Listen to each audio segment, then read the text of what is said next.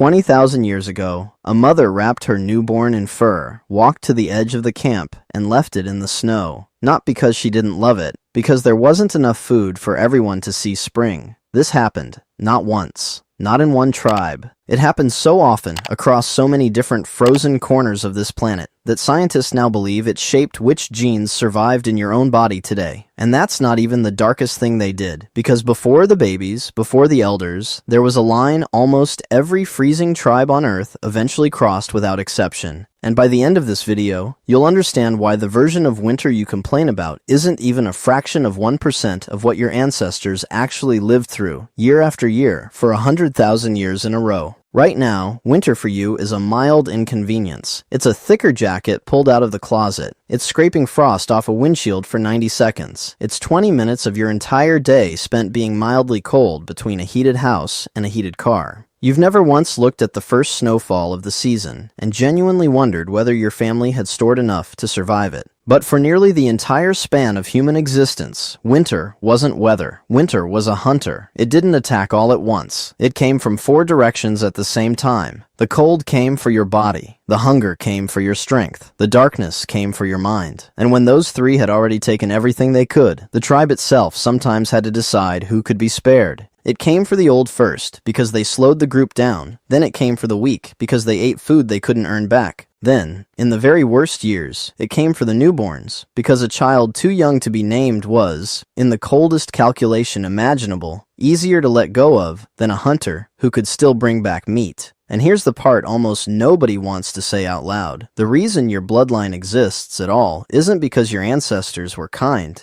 It's because when it came down to it, enough of them were willing to do things modern people can't even bring themselves to picture. So let's actually talk about what that looked like, in detail, without flinching. Start with the first sacrifice, the decision about who eats and who doesn't. Anthropologists studying hunter-gatherer societies across brutal climates, from the Arctic Inuit to Ice Age Europe to subarctic Siberia, found the same devastating pattern surfacing again and again in cultures that never had any contact with each other. When food ran critically short, the group didn't split what remained evenly among everyone. It made a calculation, cold and mathematical. A newborn who hadn't yet been named, who hadn't yet been fully folded into the group's social memory, was psychologically and practically easier to release than a hunter who could still walk 20 miles and return with a carcass. In several documented Arctic societies, this pattern was so structurally embedded into daily survival that it had an actual name: senicide, the deliberate abandonment of the elderly once they could no longer keep pace with a migrating group chasing herds across the ice. This wasn't hatred, it wasn't cruelty for its own sake, it was arithmetic, brutal and unavoidable arithmetic, repeated across dozens of generations. One less mouth to feed meant everyone else's mouth stayed fed for a few more critical days. And in the cruelest irony of the entire system, the people making these decisions were often the very people who would, decades later, become the ones being left behind themselves. But even that wasn't the line ancient humans were most afraid of crossing, because sometimes the food didn't just run low, it ran out completely, for months, with no end in sight. At sites scattered across Ice Age Europe, from what is now Spain to what is now the Czech Republic, archaeologists have found something they spent years reluctant to publish openly. Human bones cracked open the exact same deliberate way animal bones were cracked open, to expose the marrow inside. Stone tool cut marks running along human ribs, identical in pattern and angle to the cut marks left on deer and horse bones from the same period. Scorch marks consistent with cooking over a fire, not with any known burial ritual.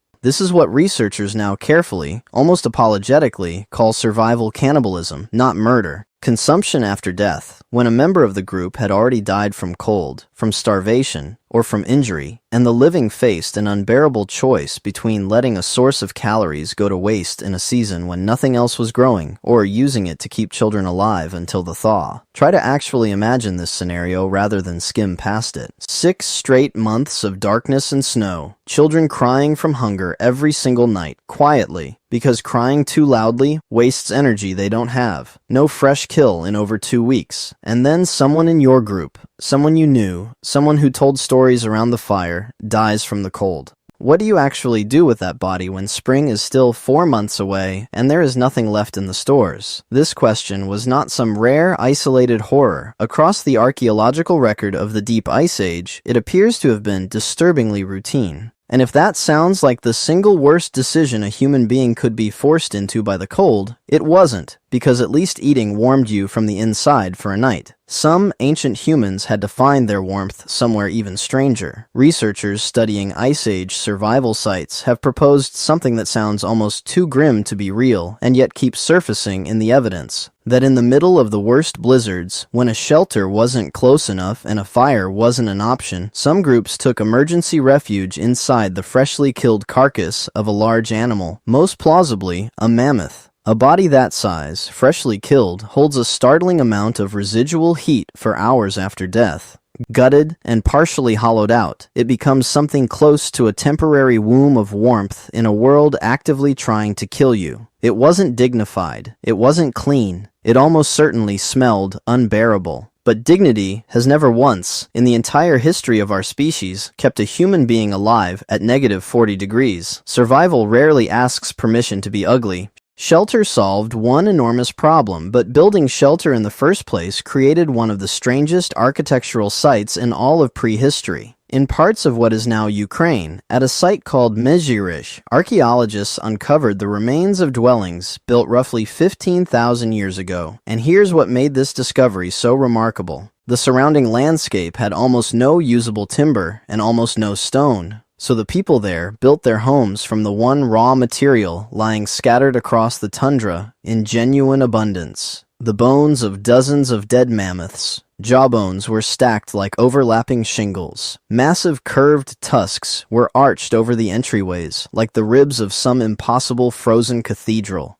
Hundreds of individual bones were interlocked into a single dome-shaped structure, then sealed layer by layer with stretched hide and packed snow to choke out every gap the wind could find and exploit. These were not hastily thrown together emergency shacks. They were serious, planned, engineered constructions that took real time, real cooperation, and real skill to assemble. And people didn't just huddle inside them for one bad night. They slept there. They raised children there. They grew old there, inside the skeletons of animals many times their own size. For them, this wasn't a horror film set dressed for shock value. It was simply, unremarkably, home. But shelter and food together only solved the physical threats. There was a fourth killer stalking these long winters that never touched the body at all. It went straight for the mind, and it is the threat modern documentaries almost never spend enough time on. The further north a group lived, the less daylight they received. Some populations faced 15, 16, even close to 18 hours of total darkness a day during the deepest part of winter, trapped in a small, smoky, cramped space with the exact same handful of people, night after night, for months, without meaningful variation. No hunting, no traveling, no new faces, just waiting, in the dark, listening to the wind test every seam of the shelter. That kind of enforced confinement, that particular flavor of isolation, broke people down in ways that cold and hunger never quite managed to on their own. So ancient humans filled it, deliberately and completely. Every dark, useless hour became workshop time. Sharpening bone needles, repairing torn clothing seam by seam, twisting plant fiber into cordage for the next season's tools, carving small objects out of bone and antler, seemingly for no practical reason at all, purely to occupy trembling hands and restless minds. And around that fire, in the dark, something else was happening that mattered just as much as the tool repair. In 2014, a researcher named Polly Wiesner published a study examining recorded conversations among the Juhuansi people of the Kalahari and found something striking. After dark, conversation shifted almost entirely away from practical daytime matters and moved overwhelmingly towards story, song, myth, and shared memory. Firelight itself seemed to change what people were willing to say out loud to each other. That long, dark, seemingly wasted stretch of winter night wasn't wasted time at all. It's very likely the exact conditions under which human culture, in the form we would actually recognize today, was first forged. So here's the complete, uncomfortable picture. Winter attacked your ancestors from 4 directions at once, and every single one of those 4 fronts demanded a price that most people alive today would call unthinkable. The cold itself was answered with sewn, fitted clothing stitched together using bone needles and animal sinew made from the hides of creatures that, under slightly different circumstances, could have killed the person now wearing them. The hunger was answered by rationing who got to eat, and in the very worst years, by consuming the bodies of those who had already died rather than watching the living starve alongside them. The total lack of natural shelter was answered by turning the skeletons of dead giants into permanent engineered homes. And the crushing, months-long darkness was answered by turning isolation itself into the very birthplace of story, myth, and the beginnings of human culture as we understand it. None of this was heroic in the tidy, uplifting way we like to imagine our ancestors. It was closer to brutal, calculated desperation, repeated across roughly 100,000 consecutive winters, refined generation after generation, into something that eventually looked, from a safe distance, like resilience. And that's the uncomfortable truth, sitting quietly underneath every blanket you've ever complained about being too thin, every time you've grumbled about the sun setting too early, every time you've cranked a thermostat without a second thought. You are not descended from the ancestors who were the kindest, or the gentlest, or the most fair. You are descended, specifically and directly, from the ones who were willing to survive, whatever that actually required. If your bloodline made it through 100,000 winters like the ones described in this video, the very least you can do is stick around for the next one. Subscribe, because there is a lot more buried in the cold than anyone usually tells you.